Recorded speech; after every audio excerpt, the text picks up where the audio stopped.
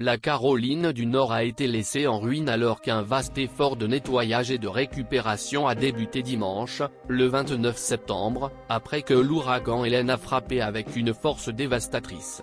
Des millions de personnes ont été privées d'électricité, et des routes et des ponts ont été détruits, rendant la circulation impossible dans de nombreuses régions.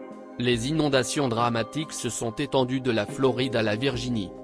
Les vents puissants et les pluies torrentielles ont causé la mort d'au moins 90 personnes dans plusieurs États, notamment en Caroline du Nord, en Caroline du Sud, en Géorgie, en Floride, au Tennessee et en Virginie, selon les chiffres de Reuters.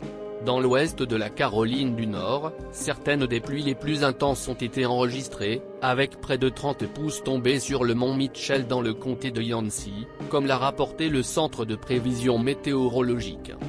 Les estimations des dégâts varient entre 15 milliards et plus de 100 milliards de dollars. Les systèmes d'eau, les communications et les routes de transport critiques ont tous subi de graves perturbations. Malgré la dévastation, les communautés s'unissent pour faire face à cette crise.